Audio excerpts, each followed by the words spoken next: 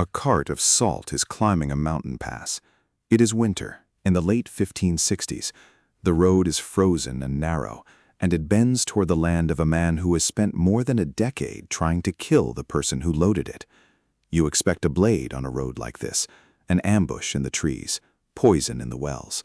Instead, there is salt, plain white sacks of it, roped to the backs of horses, hauled toward the one corner of Japan that is quietly starving for the want of it. Everything you believe about how enemies treat each other is about to run backward. Hold that cart in your mind. You will return to it. First, you need the two men standing at either end of that road, because nothing about them suggests this should ever have happened. In the mountains of central Japan sits a province called Kai. It is beautiful, and it is trapped. Ringed by peaks, walled off from every coast, Kai breeds strong horses and stubborn fighters, but it cannot make the one thing every human body must have to live: salt. There is no sea here. Not a single grain is born in these mountains. Every ounce of it has to be carried in from somewhere beyond them. The man who rules Kai is Takeda Shingen. Born in 1521, he took his father's domain by force, drove the old man into exile, and forged a landlocked mountain valley into one of the most feared war machines in the country. His cavalry was spoken of as the finest in Japan. On his war banners he wrote 4 ideas borrowed from an ancient Chinese strategist: swift as the wind, silent as a forest, fierce as fire, immovable as a mountain. Soldiers who watched those banners crest a ridge tended to remember the sight, if they lived long enough to remember anything. This is the age the Japanese call Sengoku, the warring states. For more than 100 years there is no true center to the country. An emperor sits in Kyoto and reigns over nothing. Dozens of daimyo, regional warlords, each a king in everything but title, tear the land apart and sew it back together with marriages, bribes, and blood. Allies turn to enemies inside a single season. A trusted general is only an assassin who has not moved yet. The era even gave the pattern a name: Gekkokujo. The low overthrow the high, retainers murdering the lords they had sworn to serve, sons rising against fathers, the whole order of things turned upside down. In a world like that, mercy is usually just a slower road to your own grave. So when you hear that Takeda Shingen had a rival, one rival above all the rest, you can already guess how that rivalry is supposed to end. To the north, across the spine of the mountains, lies Echigo, a cold province strung along the Sea of Japan, and it has the one thing Kai will never possess: a coastline and all the salt the ocean is willing to give. Echigo belongs to Uesugi Kenshin. Born in 1530, 9 years younger than Shingen, he is the strangest kind of warlord, a man who drinks too hard, fights like weather, and believes, without a trace of doubt, that he is the living agent of Bishamonten, a Buddhist god of war. He stitches that god's name onto his banner as a single bold character and rides into battle certain that heaven is moving with him. He is devout, he is gifted, and for most of his grown life, his great work, his purpose, is the destruction of Takeda Shingen. 5 times these two men marched their armies to the very same field. The place is called Kawanakajima, a flat stretch of ground where 2 rivers meet. Between 1553 and 1564, Shingen and Kenshin fight there 5 separate times. Most of those meetings are wary, probing, almost a slow conversation held in marches and feints, 2 masters who know each other far too well to be careless. But the 4th, in 1561, is something else. It is a butchery. The armies crash together in autumn fog, and when the fog finally thins, thousands lie dead across the grass on both sides. Each man claims the victory. Neither truly wins. There is a tale told of that day, and you should hear it as a tale, smoothed and brightened by centuries of retelling. It says that Kenshin himself tore through the Takeda guard on horseback, sword already swinging, and reached Shingen where he sat in the heart of his own camp. It says Shingen, caught with no time to draw, turned aside the blows of a mounted swordsman with nothing but the iron war fan in his hand. Perhaps it happened that way. Perhaps it swelled in the telling, the way the finest stories always do. But notice what even the legend cannot do without. These are not strangers hunting a stranger. They are something rarer. Each is the only man the other has ever met who is a genuine equal. Hold on to that word, equal. It is the whole key to the cart of salt. Now the trap closes around Kai. Around 1567, the politics of central Japan turn hard against Shingen.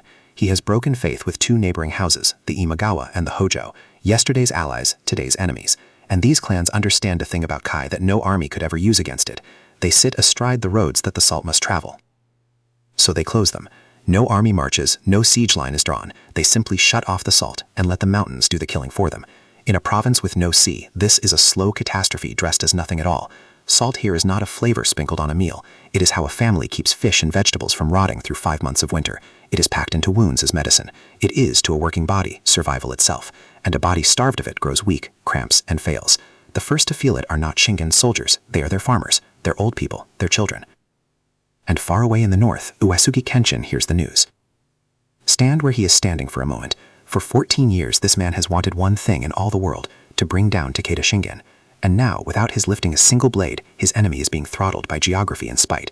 All Kenshin has to do is nothing. Join the embargo, pull the rope tighter, let the winter and the salt hunger accomplish what 5 battles could not. He does the exact opposite. He throws open the salt roads out of Ichigo and sends them south, into Kai, into the cupped hands of the man he has spent half his life trying to kill. The words history places in his mouth, whether or not they ever left it, run close to this. Wars are to be won with swords and spears, not with rice and salt. He would defeat Shingen, but he would defeat him on the field, edge against edge, or he would not call it a victory at all. To win by starving farmers in the dark was not winning. It was a cheat that a man sworn to the god of war could not bring himself to swallow. That is the hinge the entire story swings on. So here's the question the people of Japan have been turning over for 4.5 centuries. Was it honor or was it strategy? Because there is a colder way to read that card. Kenshin was no gentle saint of the battlefield. He spent his life making war. Perhaps he simply wouldn't allow anyone else to have Shingen. Perhaps a rival slowly strangled by merchants and embargoes was a prize being stolen out from under him, and the salt was not mercy at all, but ownership. If Takeda Shingen was going to fall, then Kenshin would be the hand that felled him. Keep your enemy breathing so that you can be the one to end him yourself. And here's the truth worth sitting with. Both readings can be right at the same time. That is what makes it human, not heroic.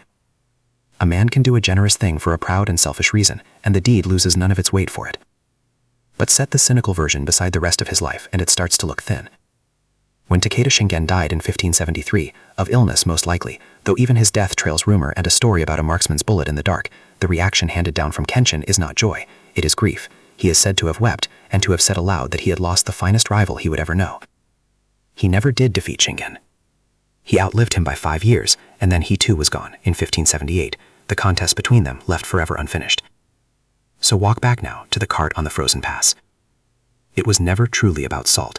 In an age built end-to-end on betrayal, where an oath was a knife you simply had not felt yet, 2 men found and held a thing almost no one else in their violent century managed to grasp, a line they wouldn't step over.